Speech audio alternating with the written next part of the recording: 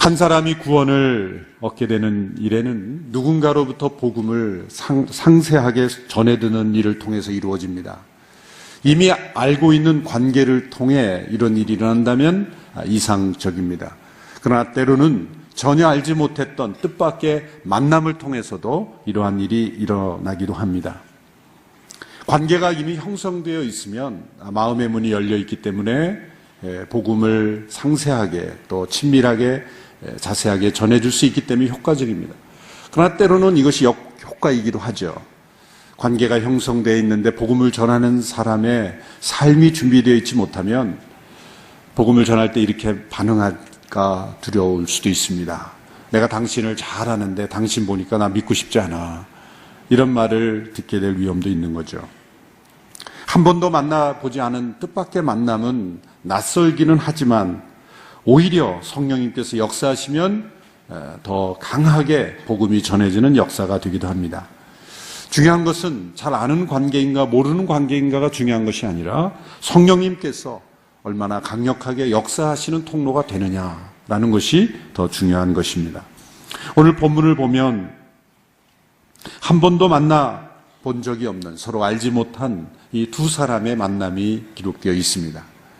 빌립과 에티오피아 재정관리의 만남입니다.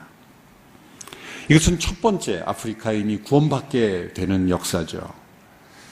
이제 중동에서 아프리카로 복음이 전해지는 첫 번째 사건입니다. 복음이 예루살렘부터 시작돼서 온 유대와 사마리아와 땅끝에까지 복음이 확산되어 가는 데 있어서 또 하나의 터닝 포인트가 되는 그러한 중요한 만남입니다. 이 만남은 우연한 만남이 아닙니다. 하나님의 계획과 성령님의 강력한 인도하심을 따라 이루어진 만남입니다. 어떤 만남이든지 복음이 전해지고 예수님을 믿게 되는 역사에 있어서는 이런 하나님의 인도와 그리고 성령의 역사하심이 반드시 있는 것입니다. 빌립은 이제 유대를 떠나서 사마리아 지역에서 열심히 복음을 전하고 있었습니다. 놀라운 일들이 많이 일어났죠. 귀신이 떠나가고 또 사람들의 질병이 낫기도 하고 예수님을 믿는 일들이 곳곳에서 일어났습니다. 풍성한 전도의 열매가 맺어지고 있었습니다. 그런데 하나님께서 이 빌립으로 하여금 그 사마리아를 떠나 이제 광야의 길로 예루살렘에서 가사로 내려가는 그러한 광야 길로 가라라고 말씀하셨습니다. 오늘 보면 26절의 말씀을 보십시오. 같이 읽습니다. 시작. 그때 주의 천사가 빌립에게 너는 예루살렘에서 가사로 내려가는 광야 길을 따라 남쪽으로 가거라 하고 말했습니다. 구원의 역사는 하나님께서 주도하시는 초자연적인 역사입니다. 하나님께서 이끄시는 이 인도하심에 순종할 때 한 영혼이 구원받는 초자연적인 역사가 일어나는 것이죠. 이 빌립에게 주어진 지시는 받아들이기 힘든, 이해하기 힘든 지시입니다. 이미 사마리아에서 많은 역사들이 나타나고 있는데 그곳을 두고 사람을 찾기 힘든, 사람을 만나기 힘든 광야길로 가라는 거죠. 그곳에 가면 사람이 없을 텐데요. 거기 가서 누구를 만날 수 있단 말입니까? 라는 그런 질문을 던질 수 있지만 빌립은 묻지 않고 순종했습니다. 성령의 충만한 인도하심을 받을 때 우리는 때로 해석되지 않는 발걸음을 할 수가 있습니다. 아브라함도 갈 바를 알지 못하고 떠났던 것처럼 때로는 다 이해되지 않는, 해석되지 않는 그러한 발걸음을 해야 할 때가 있는 거죠. 만일 성령님께서 그곳에 가면 누구를 만날 것이다 라고 처음부터 말했더라면 순종하기가 쉬웠을지 모릅니다. 그러나 가라 라고 먼저 말씀하시고 구체적인 내용은 그 후에 말씀하셨다는 거죠. 우리는 앞으로 일어날 일을 다 말씀해 주시면 순종하겠다는 생각을 가집니다. 그러나 하나님께서는 우리가 순종하면 그 다음 일어날 일을 말씀해 주십니다. 한 걸음 한 걸음 순종하는 자에게 그 다음 플랜을 말씀해 주시는 거죠. 빌립이 이렇게 즉각적인 순종을 할 수 있었던 것은 그가 유대 그리고 사마리아에서 일어나는 그 놀라운 그 역사들이 자기의 힘과 능력과 실력으로 이루어진 것이 아니라는 것을 그가 잘 알고 있었기 때문이에요. 만일 그의 마음속에 이 사마리아에서 일어나는 놀라운 기적들, 표적들, 그리고 예수님 믿는 역사들이 내 능력과 실력과 내가 잘나서 이루어진 일이라고 생각했더라면 그때부터 빌립은 순종하지 않았을 거예요. 하나님의 음성이 들리지 않았을 겁니다. 한때 하나님께서 귀하게 쓰셨던, 성령의 인도하심을 받았던 사역자를 할지라도 어느 한순간부터 불순종하게 되는, 쓰임받지 못하게 되는 일이 왜 일어날까요? 그 중간에 교만이 들어와서요. 지금까지 일어난 일들이 내가 잘나서 내 능력으로 이루어졌다고 생각하는 순간부터 하나님의 인도하심을 받지 못하게 돼요. 하나님께서 새로운 길로 인도하시는 길을 따르지 않게 됩니다. 지금까지 내가 이루어놓은 것, 또 나를 통해서 내가 한 것에 얽매여서 성령님께서 새롭게 인도하시는 걸음을 보지 못하는 거예요. 인간적으로 보면 사마리아를 떠날 이유가 없는 거예요. 이곳에서 일어나는 그 놀라운 일들을 두고 광야의 길로 가라.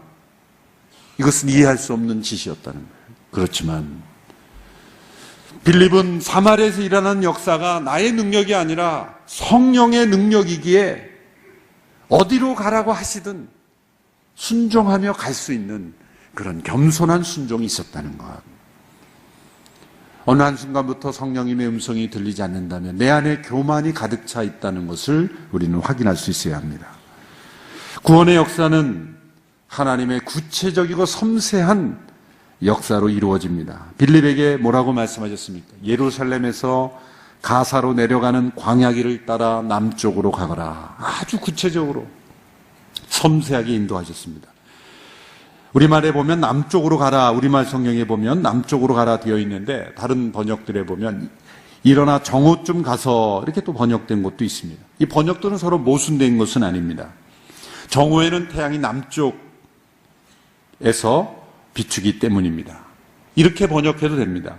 일어나 태양이 정남쪽에서 비추는 정오에 가라. 그 시간과 장소를 구체적으로 말씀하신 거죠. 모든 것을 아시는 하나님께서 빌립에게 아주 구체적인 시간과 장소를 인도하신 것입니다. 여러분, 왜 그 시간일까요? 왜 그 장소일까요? 바로 그 시간, 그 장소에 가야 하나님께서 만나게 하시는 사람을 만날 수 있기 때문입니다. 1시간 더 빨리 가도 안 되고 1시간 늦게 가도 안 됩니다. 바로 그 시간에, 그 정오쯤에, 그 장소에 가야 만날 수 있는 사람이 있기 때문이에요. 하용조 목사님은 이 본문을 이렇게 설교하셨어요. 시간에 맞지 않는 순종은 순종이 아닙니다. 그 시간에 가야 순종입니다. 장소에 맞지 않는 순종도 순종이 아닙니다. 자기가 가고 싶은 대로 가는 순종은 순종이 아닙니다. 하나님의 시간에 하나님의 방법으로 하나님의 장소에 가 있어야 하나님의 역사가 나타나는 것입니다. 이 두 사람의 만남이 우연한 만남이 아닌 것, 그것은 모든 것을 아시는 하나님께서 아주 섬세하게 구체적으로 인도하심으로 이루어진 역사이기 때문입니다. 또한 구원의 역사는 이 한 영혼을 찾으시는 하나님의 열심으로 이루어집니다. 사마리아에서 열심히 사역하는 빌립을 왜 광야길을 따라 보내셨습니까? 그것은 한 에티오피아 사람을 만나게 하시기 위해서입니다. 그 사람만이 특별한 사람이기 때문이 아닙니다.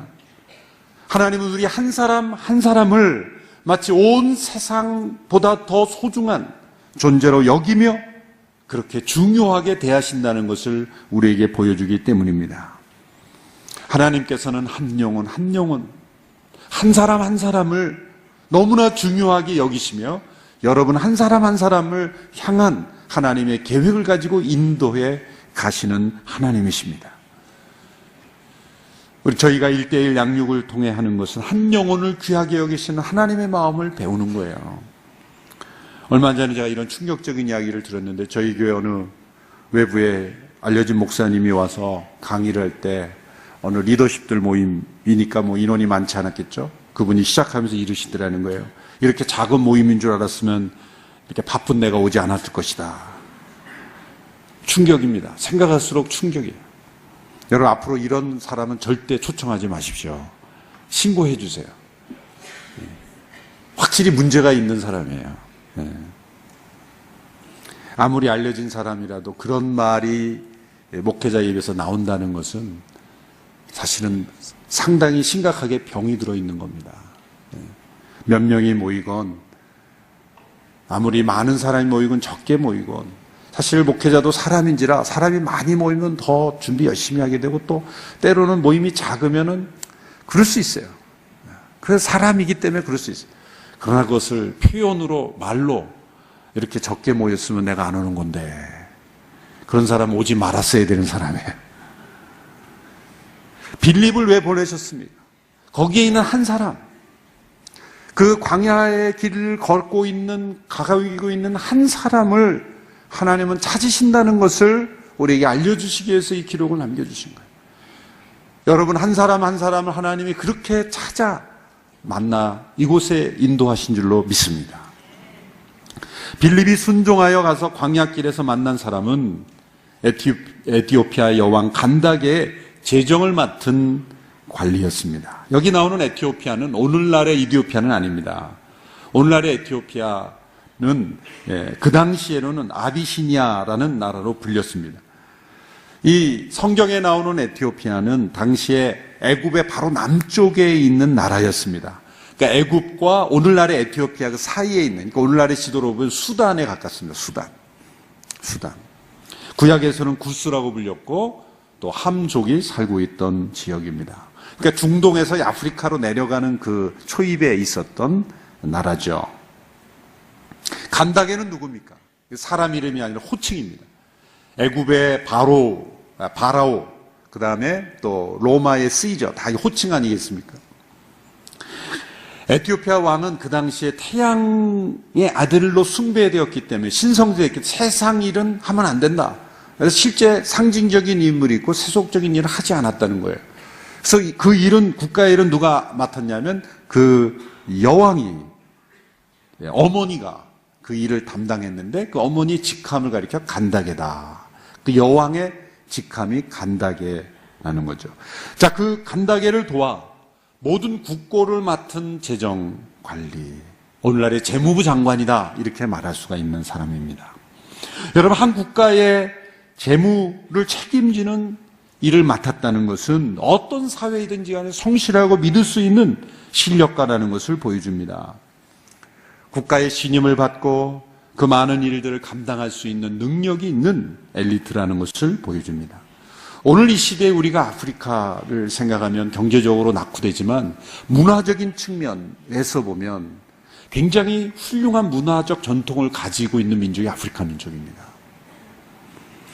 이 중동 아시아보다도 훨씬 더 앞선 그러한 문화적 유산을 가지고 있다는 것을 우리는 기억해야 합니다.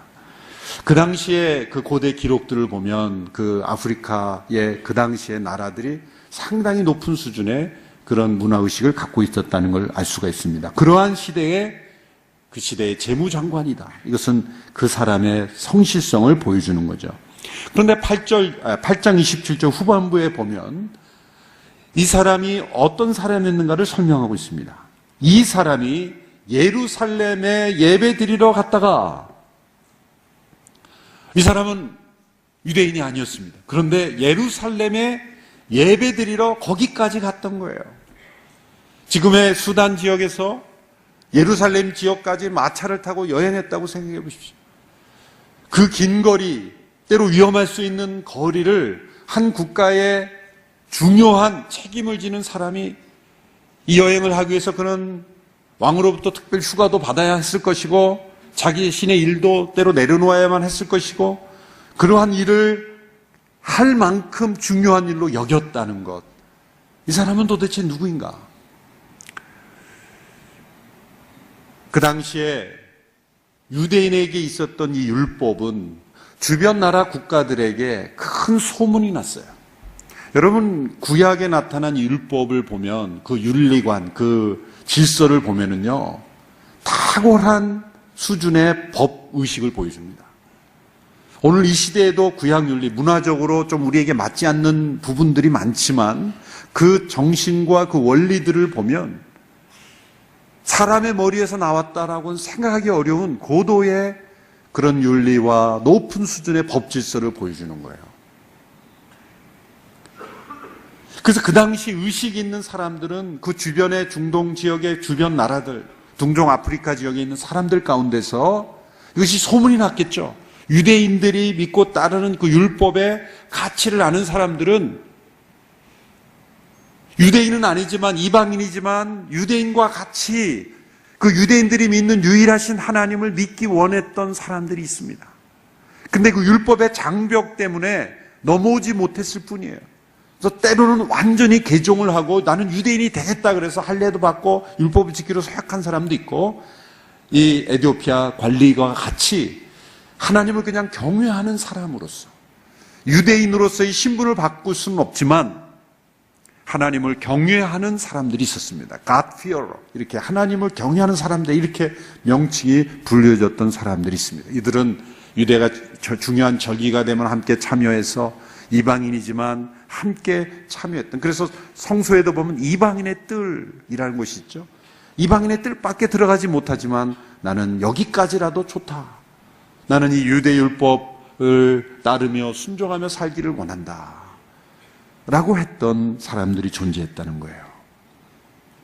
그만큼 그 율법의 탁월성을 보여주었기 때문이죠. 그런데 그는 단지 예루살렘의 절기를 지키는 정도만이 아니라 어느 정도였냐면 그 예루살렘에 다녀오는 그 마차 안에서 구약 성경을 두루마기로 되어 있는 거겠죠. 구약을 읽을 정도로 열심히 있는 사람이었다는 거예요. 여러분, 오늘날 우리는 서점에서 이 성경책 한 권이 구입하기 뭐 싸진 않지만 그래도 구하기 어려운 책은 아니죠. 근데 그 당시는 전부 사본이었어요. 그것도 이렇게 재본된 책이 아니라 두루마기로 돼 있는 거예요. 두루마기. 그래서 이게 둘둘둘 말려 있는, 그래서 한번 이렇게 읽으려면 쫙 펴야 되는 거예요. 이렇게. 그래서 랍비들의 시험은, 그 당시 율법학자들의 시험은 그걸 다 외우는 거죠. 그래서 뒷면을 이렇게 찍으면 그 뒷면에 무슨 내용이 있는지를 말하는 것이 시험이 될 정도로. 왜냐면 언제 말았다 폈다가 이사야 몇십 장 그러면 쫙 폈다가 또 읽어야 되는데 그러겠어요. 그러니까 통째로 외워버리는 훈련을 시킨 거예요. 그 사본 자체도 구하기가 힘든 거예요. 아주 값비싼 거였을 겁니다. 다 일일이 해야 되니까. 근데 이 사람은 물론 돈이 있어서이기도 했지만 그걸 산 거예요. 예루살렘에 사서 자기가 스스로 공부하려고 그걸 구입한 거예요. 그런데 그 달리는 마차 안에서, 오늘날의 KTX가 아니에요. 편안한 비행기가 아니에요.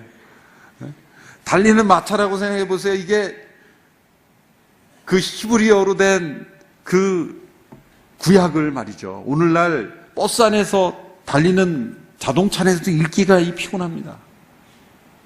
그런데 그 사본을 펼쳐서 그 달리는 마차 안에서 읽겠다. 그것도 다른 나라 언어 아닙니까? 히브리어 아닙니까? 이 에티오피아 사람은 언어적 능력도 있는 사람이었어요. 율법을 알기 위해서 그 언어도 배우는 사람이었어요. 얼마나 지적으로 성실한 사람입니까? 요즘 사실 지하철에서도 성경 읽는 사람 찾아보기 힘든 시대가 됐는데 마차 안에서 구약을 읽었다. 이거는 대단한 열심, 대단한 이 진지한 열정을 가진 사회적 엘리트였다는 것을 알 수가 있습니다. 성령님께서 빌립으로 하여금 예루살렘에서 가사로 내려가는 그 광야의 길로 남쪽으로 가라라고 하신 이유가 바로 여기에 있었던 거예요. 바로 이 사람을 만나야 된다는 거예요. 아무도 없을 것 같은 그 광야의 길에 빌립이 나갔을 때 멀리서 마차가 오는 것을 보았어요. 그 마차 안에 두루마기를 펴서 무언가를 읽고 있는 그 에티오피아 관리를 빌립이 봤습니다. 성령님께서 말씀하십니다. 저 마차로 가까이 나가라. 가까이 나아가 만났을 때 에티오피아 관리가 그 빌립을 초청하죠. 가까이 가서 물었습니다. 빌립이 묻습니다. 지금 읽고 있는 것을 이해하십니까? 지금 읽고 있는 것을 이해하십니까? 이 에티오피아 사람은 문자적인 내용은 이해를 했습니다. 지금 내가 읽고 있는 이 내용에 가리키는 것이 본인입니까? 아니면 또 다른 사람입니까? 라고 질문한 걸 봐서 문자적인 내용은 해석은 된 거예요. 그런데 그 의미를 깨닫지 못하고 있었다는 거예요. 그는 이렇게 대답합니다. 설명해 주는 사람이 없는데 내가 어떻게 알겠소? 여러분 참 대단한 사람이죠. 다 깨닫지 못하고 이해되지 않아도 그렇게 성실하게 읽어간다는 거. 하나님께서 이 영혼을 보시고 이 영혼의 갈급함, 이 영혼의 갈망을 보시고 사람을 붙여주신 거예요. 이 에티오피아 관리의 대답은 절망의 표현이었습니다. 자신이 읽고 있는 바를 깨닫지 못하면서도 열심히 읽고 있었기 때문이에요. 언어적 능력이 부족해서가 아닙니다. 성경을 볼 수 있는 영적 눈이 열리지 않았기 때문이에요. 여러분, 성경을 보고 해석하는 눈은 학위를 맞춰야 열리는 것이 아닙니다. 육에 속해 있으면 보이지 않는 거예요. 육에 속한 사람은 하나님의 성령의 일을 받지 아니하기 때문이다라고 말씀했습니다. 성령으로 말미암아 복음을 깨닫지 못하면, 예수님의 십자가 부활의 도를 통해서 거듭나지 아니하면 성경 100독을 해도 성경은 열리지 않아요. 성경은 열는 열쇠는 예수 그리스도이시기 때문이에요. 종교적 열심이 그 눈을 열어주지 못한다는 거예요. 영국에서 노예 폐지 운동을 일으켜서 성공한 윌리엄 밀버포스가 자신의 친구인 윌리엄 피트를 전도하고 싶어서 자기가 가장 좋아하는 설교자 세실이라는 그 당시에 유명한 설교자의 그 집회에 데리고 갔습니다. 윌리엄 밀버포스 기대대로 그 로버트 세실의 설교는 감동적이었고 지성으로 충만했고 정말 영안이 열려주는 것 같은 시원함을 느끼는 설교에서 밀버포스가 깊었어요. 내 친구 윌리엄 피트도 그냥 그 친구가 그 당시 수상이었습니다. 그 수상이 이제 뭔가 깨달았겠구나 생각을 하고 예배를 마치고 나와서 물었습니다. 오늘 어땠어? 라고 물었더니까 그 윌리엄 피트 수상이 이렇게 대답했답니다. 나는 한마디도 못 알아듣겠어. 여러분, 이것이 그것입니다. 한 시대의 수상이라고 한다면 그만큼 지성인이 어디 있겠습니까? 근데 한마디도 못 알아듣는 거예요. 왜 그렇습니까? 예수 그리스도의 십자가로 그 성령으로 거듭나지 않으면 들리지가 않는 거예요. 들리지가 않는 거예요. 여러분, 하나님의 말씀이 뭔가 들리고 보이고 때로 의심이 날지라도 성령 속에 빨려 들어가는 것은 그것은 성령님의 역사인 줄로 믿습니다. 로마서 10장 2절에 보면 저희가 하나님께 열심히 있으나 지식을 쫓은 것이 아니라 라는 말씀이 있습니다. 종교인으로 살아가지만 올바른 지식을 쫓지 않은 열심, 바로 깨닫지 못한 열심에 불과한 것이 바로 이 에티오피아 관리의 모습입니다. 이 순수한 열정, 종교적 열정은 있지만 복음을 바로 깨닫지 못한 이 상태에 있는 이 에티오피아 관리에게 빌립을 보내주신 거예요. 그 사람이 읽고 있던 말씀은 놀랍게도 이사야 53장의 말씀이었어요. 7절, 8절의 말씀에 읽고 있었습니다. 오늘 보면 8장 32절에 그가 읽고 있었던 이사야 말씀을 기록해 놓았죠. 제가 읽어보겠습니다. 그는 도살장으로 향하는 양처럼 끌려갔고 털 깎는 사람 앞에서 잠잠한 어린 양처럼 그의 입을 열지 않았다. 그는 굴욕을 당하며 공정한 재판도 받지 못해 이 땅에서 그의 생명을 빼앗겼으니 누가 이 세대의 약함을 말로 다 표현할 수 있겠는가. 너무나 명백하게 예수님의 고난과 죽음을 예언하는 말씀이었지만 그는 이것을 읽으면서 이게 누구를 가리킴이냐, 본인이냐, 이사야 자신이 아니 예언자냐 아니면 또 다른 사람이냐. 빌립은 이 글에서 시작하여 예수님을 전했다라고 말합니다. 이 이사야 53장을 통해서 그는 도살장으로 끌려가는 어린 양처럼 불법적으로 재판을 받아 불의하게 죽음을 당했지만 인내로 잠잠한 어린 양처럼 참는 인내의 대속제물이 되어주신 예수님을 전했을 겁니다. 그분의 죽음은 자기 자신의 죽음이 아니라 모든 사람들의 죄를 대속하는 죽음이었다는 것을 설명해 주었을 거예요. 예수님에 대한 복음을 전했습니다. 그때 열리지 않았던 이 에티오피아 관리의 눈이 열렸습니다. 여러분, 성경을 보는 눈이 언제 열립니까? 예수님이 누구인가를 깨달을 때 성경이 열리는 거예요. 육에 속한 사람을 영에 속한 사람으로 바꿔주시는 것은 바로 우리가 예수님에 대하여 증거할 때입니다. 십자가에 못 박힌 예수 그리스도, 우리 모든 죄를 대속하여 하나님의 아들이신 그분이 대속 제물이 되신 그분을 증거할 때 성령님께서 임하셔서 영의 눈을 열어주시는 거예요. 마틴 루터는 성경에서 예수 그리스도를 빼면 성경은 껍데기만 남는다라고 말했습니다. 성경은 예수님에 대한 책입니다. 예수님이 오실 것에 대한 예언, 예수님의 오심에 대한 예언, 그분의 고난과 죽음과 부활이 이루어주신 하나님의 구원에 대한 증언입니다. 그리고 다시 오실 그분에 대한 증언입니다. 빌립으로부터 예수님에 관한 복음을 들은 그는 눈이 열렸고 스스로 이렇게 말했어요. 보라, 물이 저기 있으니 내가 세례 받는 것이 왜 주저할 일인가? 스스로 세례 받기를 원했어요. 그의 눈이 열렸고 복음과 이 말씀의 원리를 깨달았기 때문이에요. 그래서 세례 받게 되었습니다. 단 2사람만이 있는 세례식이었지만 성령님의 감동과 역사가 충만한 세례식이었습니다. 교회법을 따지기 좋아하는 사람은 이 말씀은 이거 불법이다 이렇게 소리치고 싶을지 몰라요. 증인도 없고 세례는 교회에 등록한 지 몇 개월 이상 돼야 되는데 이거 즉시 받네, 이거 문제네.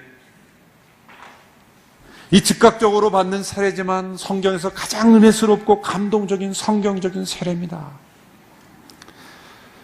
선교지에서 복음을 받고 예수 믿고 변화됐는데 언제 또 그 아마존에서 12시간 들어가야 되는데 언제 또 가서 세례 주겠어요?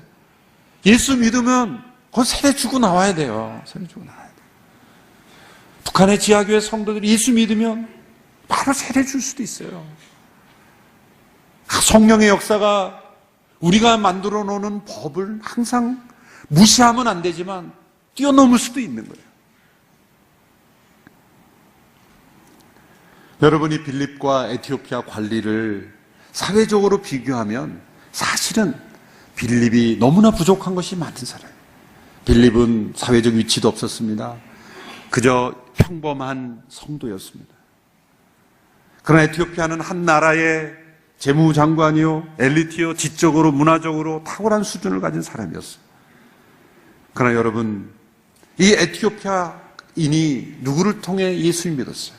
평범한 한 빌립을 통해 예수 믿었어요. 여러분, 복음은 사회적 위치를 통해 전하는 것이 아니라 성령 충만한 증거자를 통해 전해지는 것입니다. 복음 증거는 어떤 사회적, 문화적 차이도, 언어적 차이도 넘어서는 것입니다. 세상의 지식이 부족해도 세상의 지식이 가득한 사람에게 복음은 전해질 수 있습니다. 아무리 많은 사회적 지식, 과학적 지식이 있어도 그런 지식이 없는 성령 충만한 복음을 아는, 십자가를 아는, 예수님을 아는 사람에 의해서도 복음을 깨달을 수 있는 것입니다. 사도행전적 교회는 이런 일들이 많이 일어나는 교회예요. 빌립이 에티오피아 관리를 복음을 전해서 세례를 준 것과 같은 역사가 많이 일어나는 교회입니다. 이런 역사를 오늘의 교회가 계속해서 써갈 수 있게 되기를 축원합니다. 우리 모두가 빌립이 되고 이 시대의 또 다른 에티오피아 사람들에게 복음이 전해지는 역사가 계속해서 있게 되기를 축원합니다. 기도하겠습니다. 하나님의 성령의 역사로 에티오피아 관리가 예수님을 알게 되었습니다. 오늘 이 시대에 예수님을 알지 못하는 수많은 사람들에게 우리가 증거자가 되고 전도자가 되게 하여 주시옵소서. 문화적 차이, 사회적 신분과 지적인 능력, 모든 것을 뛰어넘어 역사하시는 이 복음의 위대한 능력이 나타나게 하여 주옵소서. 주님의 참된 교회의 모습이 이런 모습인 줄 믿습니다. 주님, 오늘의 교회가 이런 교회 되게 하여 주시옵소서. 이런 성령의 강력한 역사와 구체적인 인도하심과 그리고 변화되는 역사가 계속해서 일어나 쓰임받는 교회 되게 하여 주옵소서. 예수님의 이름으로 기도합니다. 아멘.